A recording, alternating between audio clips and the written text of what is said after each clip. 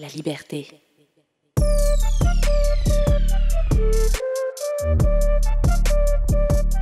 Parlons racisme. Oui, osons parler de couleur de peau, de rejet de l'autre, de préjugés, de discrimination, de privilèges et de toutes ces formes d'injustice. Osons parler même du racisme qu'il y a chez nous. Il faut soulever ces tabous, briser le silence et accepter d'affronter nos réalités, celles du racisme systémique. Bienvenue dans À voix haute, un balado en 10 épisodes signé La Liberté en collaboration avec Noir et Fier. Wilji Sagosa, directeur artistique du festival Noir et Fier et co-directeur de ce projet, est la voix de cet épisode. Épisode 9, la communauté. On a une société pluraliste. C'est comme la francophonie manitobaine n'est pas homogène. La francophonie manitobaine a aussi besoin de réaliser qu'elle a eu son rôle à jouer, à dire aux métis qui ne parlaient pas du bon français. Je me dis oui, il y a du racisme comme il y a du racisme partout. C'est de donner justement des occasions d'interagir ensemble. Je pense que ça ça enlève la méfiance qu'on a.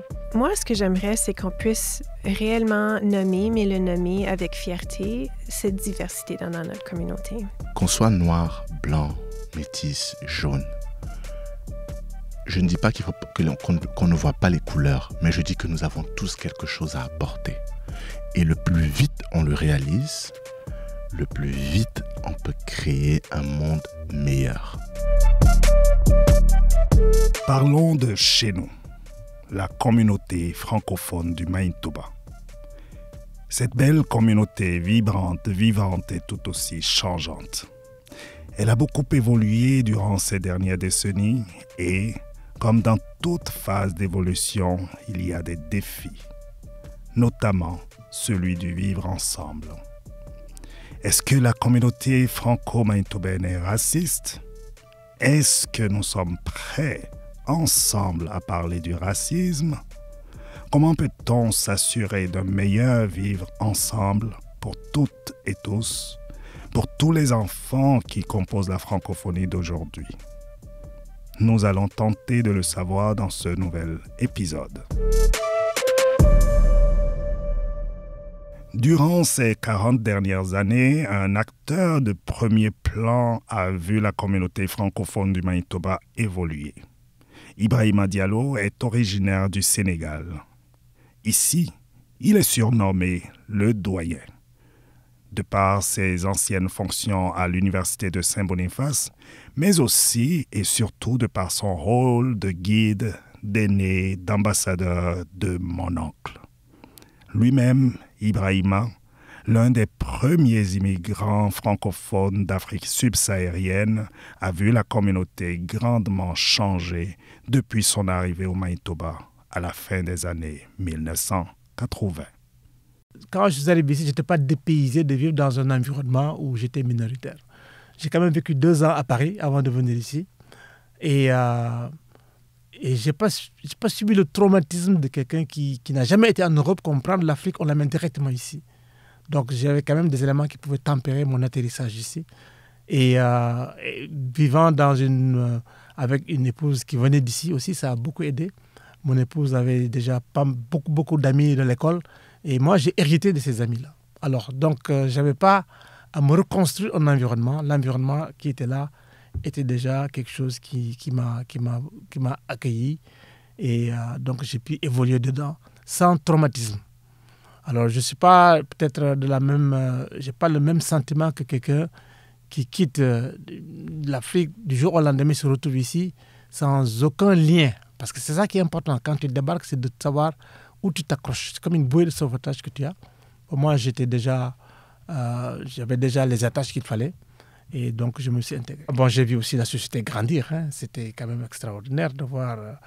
parce que quand j'étais là, j'avais une petite fille qui avait peut-être 3-4 ans. Et après ça, j'ai eu une deuxième et puis un garçon. Mais c'est quand même... À l'époque, ils étaient les seuls qui avaient la peau brune dans leur salle de classe. Alors, donc... c'est la raison pour laquelle quand je m'en vais aujourd'hui, je regarde la cour de récréation à l'école Tachi ou ailleurs, je n'en reviens pas. de voir comment la démographie a changé. Et je me dis, il y a quand même eu une sorte de révolution silencieuse qui s'est passée et qui fait qu'aujourd'hui, les jeunes d'aujourd'hui sont très, très, très rapidement au contact avec quelque chose de différent. Et au point qu'ils ne voient même plus la couleur. On dit, mais ton ami là, il est blanc ou noir? Non, non, non, c'est mon ami, c'est tout. Hein. Alors, donc, il y a cette génération-là qui ont vu ce que les parents n'ont pas vécu. Et dans ce sens-là, moi, je trouve que c'est une très, très bonne, un très bon départ. Notre communauté a évolué, elle a eu de la maturation. Elle était repliée sur elle-même pour survivre, mais maintenant, elle est en train de s'ouvrir en temps opportun pour justement accueillir des gens qui viennent de tous les pays du monde et dont la langue est le français, parce que nous sommes tous des francophones.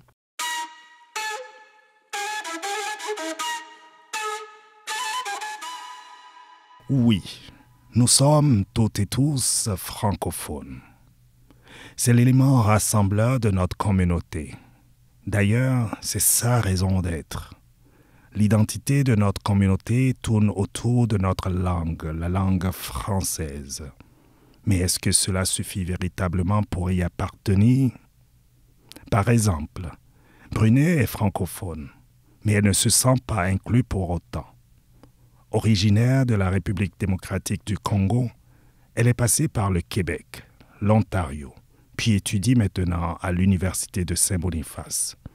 Elle a vécu des expériences de racisme qui l'ont marquée et qui l'ont surtout amenée à se bâtir une certaine carapace. Tu peux être dans le bus, tu te mets à côté de quelqu'un, carrément il bouge son nez, genre où il se pousse, il y a tellement beaucoup de choses, genre tu es vraiment à côté de quelqu'un, genre la personne est dégoûtée ou elle met un masque ou elle met des gants, ou même en été, genre c'était tellement bizarre.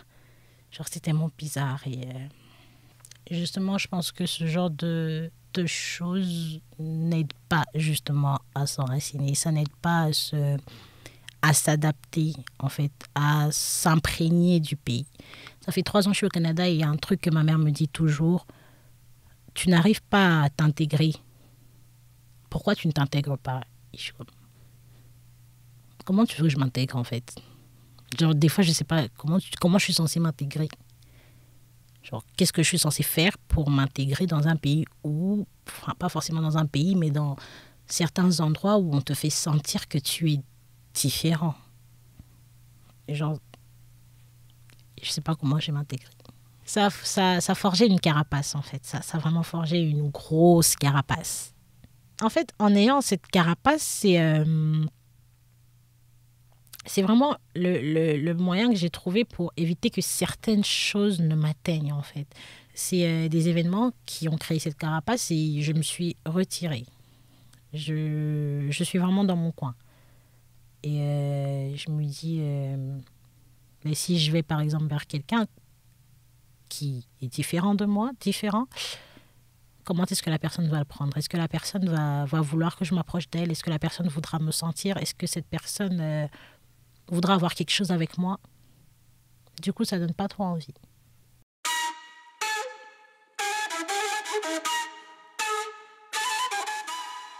Bédi Traoré est directeur général de l'association étudiante de l'Université de Saint-Boniface.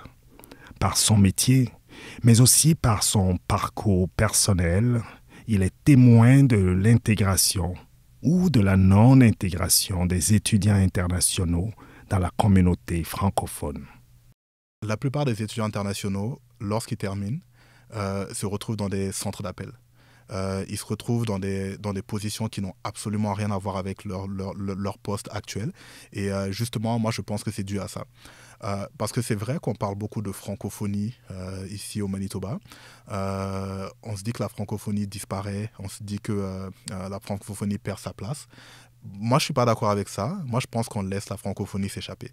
Parce que lorsqu'on a on va chercher autant de personnes à l'extérieur, dans les pays francophones d'Afrique, entre guillemets, là d'où je viens, et qu'on les ramène ici, et qu'ensuite on les laisse s'échapper, pour ensuite dire que la francophonie meurt. Pour moi, c'est un petit peu un non-sens parce que si on a vraiment besoin de cette francophonie-là, pourquoi ne pas intégrer ces étudiants-là qui sont déjà là?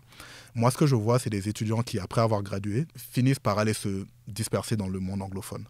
Ils abandonnent complètement la francophonie. Je connais des étudiants internationaux qui, aujourd'hui, ne parlent quasiment pas français dans leur vie de tous les jours. Pourtant, c'est des francophones. Ils sont nés, ils ont grandi dans la francophonie. Mais aujourd'hui, ils ne parlent plus du tout le français parce que leurs amis sont anglophones. Ils travaillent en anglais. Leur cercle social est complètement anglophone. Pourtant, c'est des gens qui ont étudié, qui ont gradué à l'université de Saint-Boniface. Alors, on laisse toutes ces personnes-là s'échapper et après, ils vont aller enrichir le côté anglophone, ce qui, pour moi, est vraiment dommage. Le nombre d'étudiants à qui je parle qui, aujourd'hui, ne travaillent pas dans la francophonie et qui ne veulent même plus entendre parler de la francophonie est juste incroyable. Mais ce n'est pas vraiment des choses dont on parle. Ibrahima Diallo, lui, a son propre regard sur l'intégration et sur le racisme. Je n'ai pas vécu ça de plein fouet, le racisme. Je n'avais pas cette notion d'être discriminé.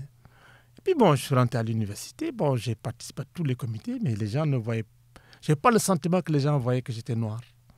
Ils voyaient plutôt que j'avais peut-être des idées, je pouvais contribuer à quelque chose, que je respectais les gens, j'étais respecté de cette façon-là. Donc on voyait beaucoup plus le côté intellect que vraiment la couleur, la couche qu'on a sur la peau. Et donc, sur ce plan-là, je n'ai pas eu de difficultés directes vis-à-vis du racisme. Bon, il y a le racisme, notre racisme plus feutré, qui est beaucoup plus subtil que les gens peuvent rencontrer. Tu rentres dans un bus, tu t'assois à côté d'une personne, cette personne se lève. Tu penses que cette personne-là va descendre au prochain arrêt, mais non, elle s'est levée parce que toi, tu es assis. Alors, mais tout ça, moi, je n'ai pas vécu ce genre de situation-là. J'ai fait ce que j'ai fait. Et d'ailleurs, pour moi, le racisme, s'il y a à invoquer le racisme, c'est la dernière chose que j'invoque. Même si j'ai eu un échec quelque part, j'ai fait postuler pour quelque chose que je n'ai pas eu, je ne dis pas jamais c'est des racistes. Mais peut-être la personne qui a été choisie avait un meilleur dossier que moi. Alors, donc, ça me permet de m'immuniser un peu aussi contre la rancœur qu'on peut avoir. J'ai dit, je vais le prouver. Et je dois vous dire que quand j'ai commencé, mon épouse avait vu que j'avais un cours, certes, mais je faisais aussi le laborantin. Autrement, je donnais le laboratoire, mais c'est moi qui nettoyais en quelque sorte les éprouvettes et tout ça. Elle est venue, elle m'a dit, mais Ibrahima, Ibou, qu'est-ce que tu fais comme ça? Tu vaux mieux que ça. Parce qu'elle m'avait vu du temps de ma splendeur, quand j'étais en Afrique, j'étais directeur d'un centre de recherche avec 110 employés. Mais ça ne m'est jamais monté à la tête. J'ai dit, écoute, Lise, ce que je dois faire, c'est de prouver aux gens qui je suis. Alors, donc, nettoyer des éprouvettes, bon, si je ne le fais pas, qui va le faire? Je vais le faire. Alors, c'est comme ça. Moi, je me suis infiltré dans le système. Et je ne pense pas que... Je n'ai pas vécu le racisme ouvert, comme on dit là. Peut-être il y a eu peut-être le racisme feutré pour toutes sortes de raisons. Mais généralement, c'est parce que quand les gens ne te connaissent pas. Et après ça, ils apprennent à te connaître, ils apprennent à t'engager avec toi. Et puis ils voient que, mais tiens, mais ce gars-là, oui, mais tu es des nôtres. Hein? Écoutez, quand moi j'ai été nommé le président de la Société franco-manitobaine en 2006, mais je dois vous dire que la salle s'est levée d'un seul pied pour acclamer. Personne n'a jamais dit, tiens, c'est le premier président noir. On a dit, ah tiens, mais c'est Ibrahima. C'est juste Ibrahima. Alors ça, c'est quand même un gage de l'acceptation, dans un certain sens. Et n'oublions pas que même à l'époque, les gens, je parle des années 89-90, à l'époque, les gens se posaient la question, mais est-ce que quelqu'un qui vient des écoles d'immersion peut être membre de la SFM? Moi, je me souviens, j'avais dit au monsieur, mais pourquoi pas? Il dit, oui, mais sa langue maternelle n'est pas le français. J'ai dit, mais moi non plus, mon langue maternelle n'est pas le français. Ma mère ne parle pas un mot de français à part merci, c'est tout. Et mon père a appris ça dans l'armée française. Mais donc, ce qui fait que j'ai été nommé à ce niveau-là. Puis j'ai dit, bien, moi, vous savez quoi, monsieur? Moi, ma langue maternelle n'est pas le français. Et pourtant, j'enseigne à vos enfants. Ah. Donc, alors, tu vois, donc, des fois, c'est par ignorance ou par préjugé.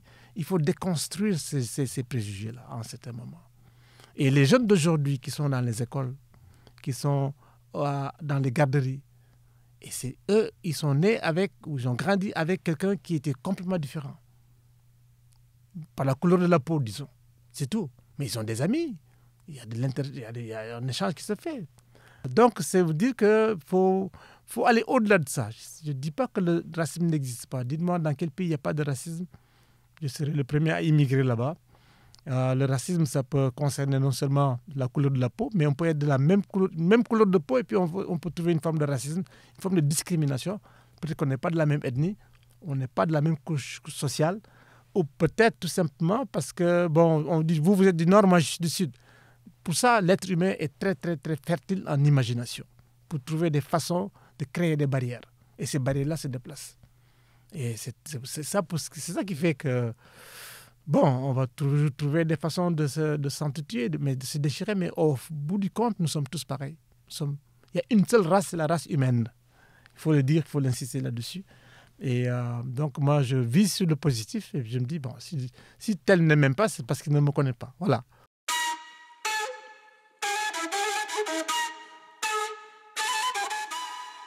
En commençant par Janelle Delorme, femme métisse de la Rivière-Rouge et activiste engagée, nous avons demandé à d'autres acteurs et actrices du Manitoba francophone leur point de vue sur notre communauté et les conflits qui peuvent être soulevés quant au racisme, aux différences et à la diversité qui nous entoure. Je pense que la francophonie manitobaine,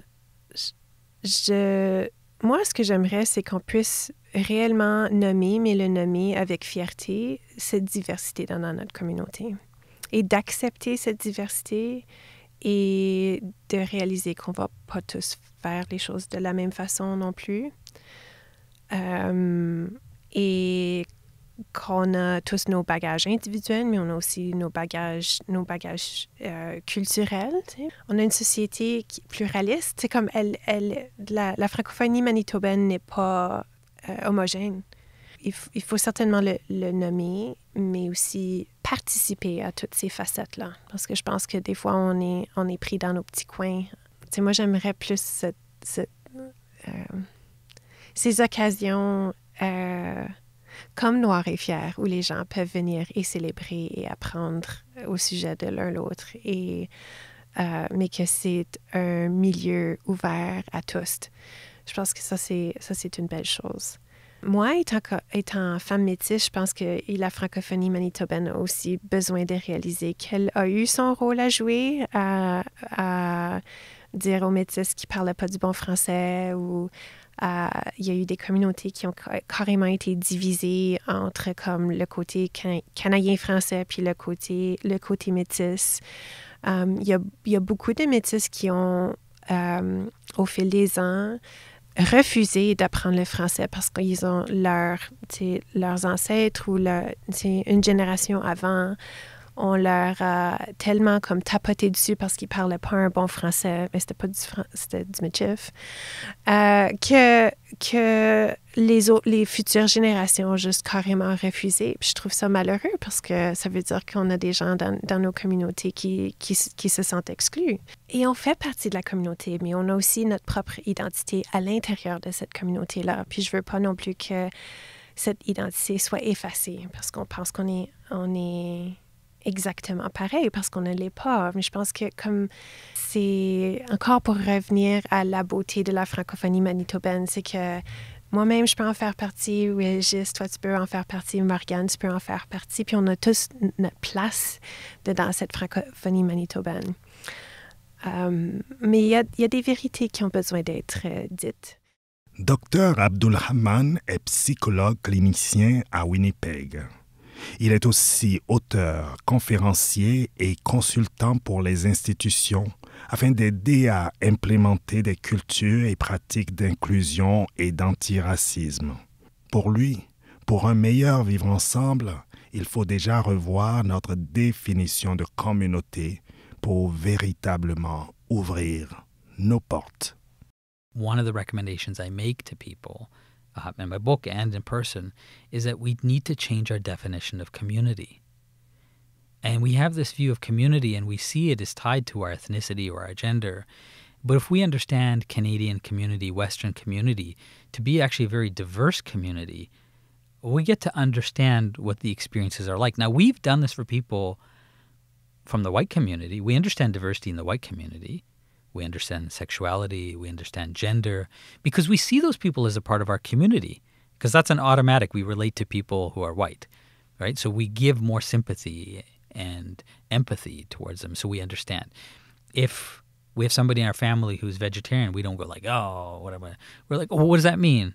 You know, we change our entire meals and our menus to make sure that it's not just one vegetarian dish, because these people are part of our community. We go, and it's not a big deal anymore, right? If you go to a restaurant anywhere, it's never just one vegetarian option, because we've understood that vegetarians are in our community.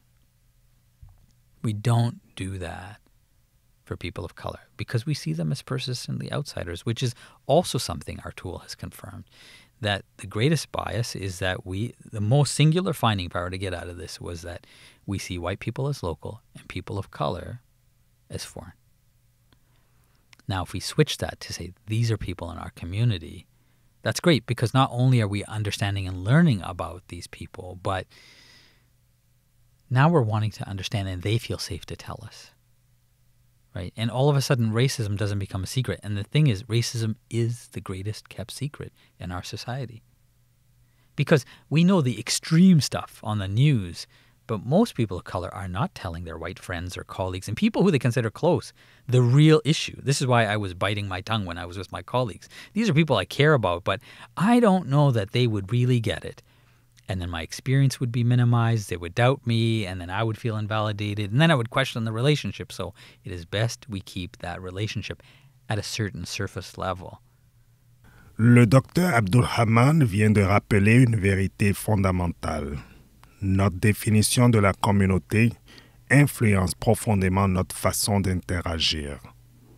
Aujourd'hui, les personnes racisées sont souvent perçues comme des étrangers, même dans leur propre pays, et les personnes blanches sont perçues comme les locaux.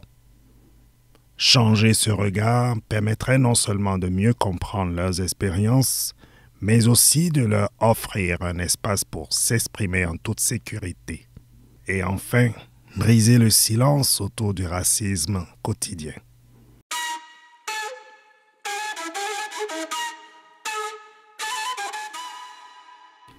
Il faut donc être réaliste et pragmatique. Notre communauté, aussi belle soit-elle, comme le dit Janelle, ne fait pas exception. Elle est aussi teintée du racisme systémique. Malgré tout, Ibrahima Diallo, comme toujours, aime voir les choses avec nuance et souhaite apporter un autre regard pour comprendre un peu mieux l'histoire de la communauté francophone du Manitoba. À y réfléchir, je me dis oui, il y a du racisme comme il y a du racisme partout. Je le dis aussi, un autre aspect, c'est de connaître, d'apprendre l'histoire des francophones du Manitoba. Quand le Manitoba est rentré dans la Confédération, la population francophone faisait 51%. Oui, ils étaient majoritaires ici. Mais avec les événements qui ont entouré l'exécution de Louis Riel et autres, c'est là où il y a eu une politique délibérée de minoriser les Français, les francophones. Il y a eu d'abord une première vague d'importation, ou en tout cas d'immigrants qui venaient de l'Ontario, des orangistes comme on les appelait, des protestants. Et en l'espace de, je pense, on dit que de 15 ans, ils sont tombés de 51% à 15%. Et après ça, on a pris d'autres mesures, comme si ça ne suffisait pas. Donc, d'interdire l'enseignement du français. Le français comme langue officielle. Et les gens, si tu voulais apprendre le français, il fallait aller dans les églises, quoi, ou ailleurs, ou d'écoles privées. Ils sont tombés. On a interdit donc l'espace public. Le français, c'était banni, au Parlement et autres. Alors, ça a été extrêmement difficile. Donc, ça a pris quelques années. En quelques années, ils sont retrouvés à 4,3%. Et nous, on arrive là, intégralement. Donc, ils ont été très, très bannis, n'est-ce pas? Ils ont eu une vie extrêmement difficile. Même les emplois, il y avait des emplois, tu ne pouvais pas les avoir si tu avais un nom à consonance française. Même Étienne, l'architecte, on lui disait, mais tu changes de nom. Appelle-toi Stéphane si tu veux. Il a refusé. Parce que pour les contrats. Alors, vous voyez, ici, c'est quand même très important de reconnaître ce passé-là. Alors, ils sont restés enfermés pour pouvoir survivre. Et après ça, ils ont récupéré plein de droits. Avec quand Georges Forêt a refusé de payer ses taxes, n'est-ce pas, sa contravention rédigée en anglais. Et progressivement, ils ont commencé à récupérer des droits fondamentaux, dont celui de la langue. Et donc, ce qui fait que, bon, ils ont eu la division scolaire franco-manitobaine. C'est vrai qu'ils ont été brimés, les francophones ici. Très, très brimés. Et nous arrivons maintenant que comme disait Léo Robert, ils ont vécu, ils ont essayé de survivre. Maintenant, c'est la vie et l'épanouissement. Maryse Potvin est professeure de sociologie à l'Université du Québec à Montréal et co-titulaire de la chaire France-Québec sur les enjeux de la liberté d'expression. Depuis plus de 30 ans, elle travaille sur les questions liées au racisme. La chercheuse appuie les propos d'Ibrahima Diallo. Elle va même plus loin. Pour un meilleur vivre ensemble d'une communauté, il faut se rassembler autour de leurs valeurs et de causes communes. Je pense qu'en luttant pour avoir des institutions communes, c'est déjà, quand les gens luttent pour une cause commune, ils se réunissent, il n'y a plus de différence en général. Les mouvements sociaux qui arrivent à canaliser des gens de toute origine, toute langue, ils arrivent à... Et donc, il faut être le plus inclusif possible, mais en montrant que la francophonie change. Cette situation-là au Québec aussi est la même. Hein. Il y a 9 millions de personnes au Québec. Là-dessus, il y a 90% qui maîtrisent le français, ou bon, etc. Même plus, en tout cas. Mais cette question-là se pose, c'est comment vivre dans la diversité alors que le réflexe des communautés qui ont été minorisées, communauté minoritaire francophone, c'est un groupe minoritaire qui lutte pour sa survie. Et donc, il faut que les immigrants, les personnes qui luttent pour la même, il faut qu'il y ait une lutte commune. Autrement dit, il faut que les gens sentent qu'ils sont solidaires les uns des autres pour la même lutte, parce que sinon, les gens se sentent menacés. Et je pense que ça vient de là, le sentiment de menace. Si les immigrants nous envahissent, puis il faut combattre aussi pour sa place en français au Canada, ça fait 2 fronts à combattre en même temps. Alors, il faut qu'il y ait une même lutte commune. Ça a l'air facile de dire ça, là, mais il faut que les immigrants luttent aussi pour ceux qui croient à la francophonie, qui luttent pour les mêmes institutions. Alors, comment faire pour un meilleur vivre ensemble dans notre communauté francophone du Manitoba? Piste de solution avec tout d'abord Barthélemy Bolivar, chercheur et intellectuel ancré dans le domaine de la justice sociale et raciale. La première chose, c'est se construire une vision qui peut être communiquée, dont les gens peuvent s'approprier facilement, avec des mots très simples, mais qui doivent décrire des réalités profondes et pertinentes pour chacun et chacune. Une fois que c'est établi, c'est de se donner les outils et les moyens de le faire et les ressources nécessaires. Avec une vision bien établie et un savoir-faire exceptionnel, chaque ressource peut nous amener très loin. Donc, on a besoin autant de savoir-faire que de ressources, disons, financières ou matérielles, etc. Parce que une fois qu'on a un savoir-faire, ce savoir, c'est de savoir se mettre en communauté, comprendre comment on crée ces communautés-là, où les gens se sentent bien, où les gens peuvent vivre un sentiment d'appartenance assez fort. Et à partir de cela, partager cette vision et ensemble pousser la vision. Pour faire avancer cette vision, il faut des leaders. Stan Bell est un leader à sa façon. Passionné par les gens, il souhaite contribuer à ces communautés pour les aider à avancer et évoluer. Cette force intérieure, il l'a tirée de ses expériences personnelles. un leader ou alors quelqu'un qui a envie de créer de la valeur est une personne qui est capable de transformer le négatif en positif, de transformer les obstacles en chemin, de transformer des mensonges en vérité.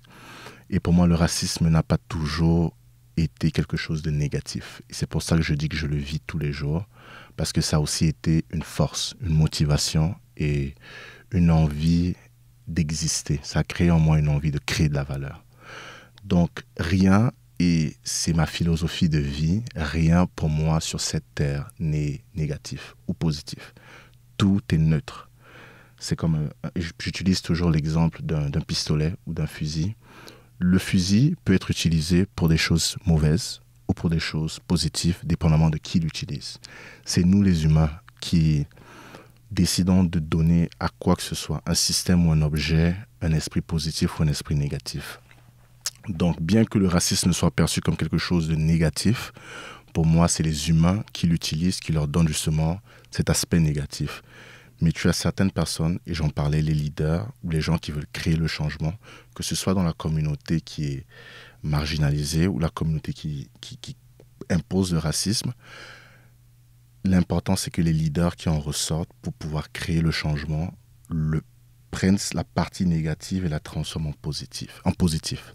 Ce qu'on peut faire pour transformer le racisme en force, il faut déjà avoir l'amour en soi. C'est une chose qui est parlée dans beaucoup de domaines de la vie.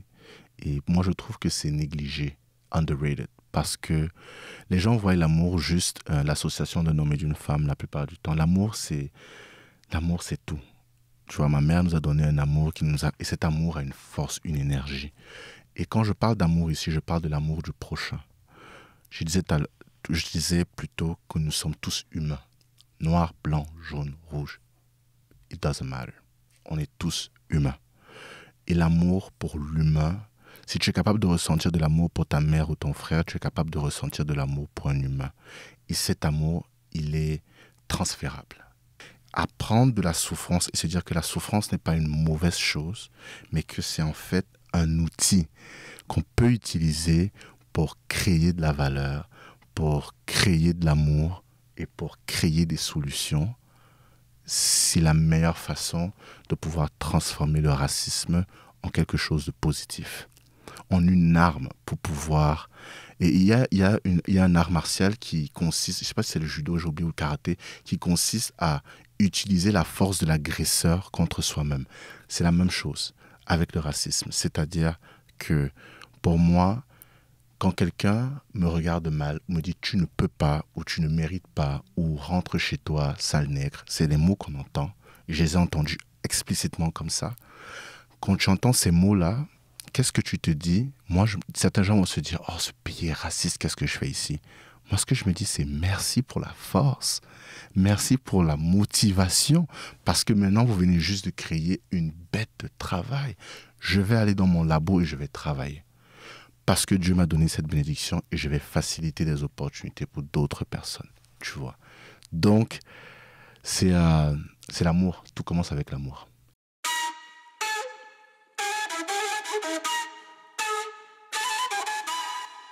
Dr Abdulrahman a un autre conseil pour un meilleur vivre ensemble en communauté.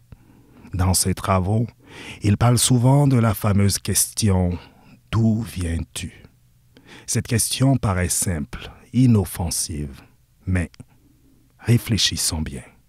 Typically, the people who get asked this question are the people who, based on the bias of the person asking the question, assumes that they are foreign. And typically, the people that are being asked that question are people of color simply by how they look. So, the day before yesterday, I was at a professional event in the United States. And I walked into a work event where all of my colleagues were white. And the person leading the event said to me, "Where are you from?" And instantly, everybody already knew that they weren't asked that question. But I was. And so now we see the bias exists, and the bias reflects this discriminatory belief that because I'm not white, I am not local. And the other way to determine what what is happening in somebody's mind is when I ask the question back. And I said, I'm from Canada. Where are you from? And he said, I'm from here, right? I'm here. I am local.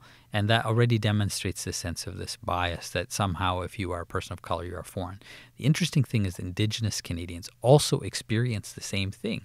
Is that you are literally, we call this country Canada, but we know that this is the unceded territories of Indigenous people, and yet they are treated like they are foreigners. So it is not about the question about who it is asked and when. And what gives us the gall to ask a very personal question so quickly of some people and not of others? There are so many other questions we could ask to get to know people that allows them to tell their story versus us imposing the story on them. So to ask the question, where are you from, imposes a story that you are not from here. But to ask the question, tell me about yourself, allows the person to be able to be the author of their own story. Le docteur Abdul-Rahman soulève un point important. La question d'où viens-tu n'est pas neutre. Elle impose un récit d'exclusion aux personnes racisées, là où une simple question comme « Parlez-moi de vous » leur permettrait de raconter leur histoire à leur manière.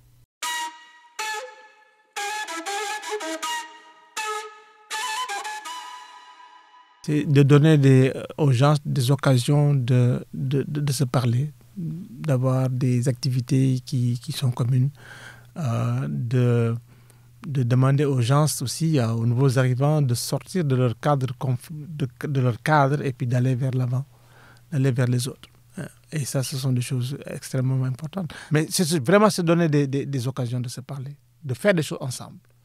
Je vois que de plus en plus, il y en a qui font des soupers, des dîners, des repas, disons, traditionnels qu'ils peuvent amener.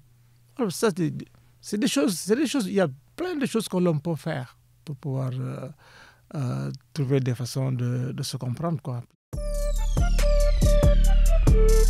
Merci aux intervenants de cet épisode. Ibrahima Diallo, Barthélémy Bolivar, Janelle Delorme, Dr Abdul-Rahman, Maryse Potvin, Bédi Traoré, Brunet Ndeka et Stan Bell. À voix haute est une série balado de la Liberté réalisée en partenariat avec Wilji Sagosa et Noir et Fier. Nous remercions la Fondation canadienne des relations raciales pour son soutien grâce au financement accordé par le gouvernement du Canada ainsi que la Société de la francophonie manitobaine. Écriture, entrevue et voix off, Morgane Lemay et Wilji Sagosa. Enregistrement, Mehdi Béredad, Alicia Régnier et Martha Guerrero. Montage, Alicia Régnier et Mehdi Béredad. Gestionnaire de projet, Fanny Demeuzy. Directrice adjointe, Lisiane Romain. Directrice générale et rédactrice en chef, Sophie Gaulin. Merci au comité de direction du projet, le Conseil jeunesse provincial, la Société de la francophonie manitobaine, l'accueil francophone, le Centre de santé Saint-Boniface et l'Union nationale métisse Saint-Joseph du Manitoba. Retrouvez tous les épisodes de À voix haute sur la-liberté.ca. Écrivez-nous, partagez vos commentaires et n'hésitez surtout pas à mettre 5 étoiles sur votre plateforme d'écoute préférée.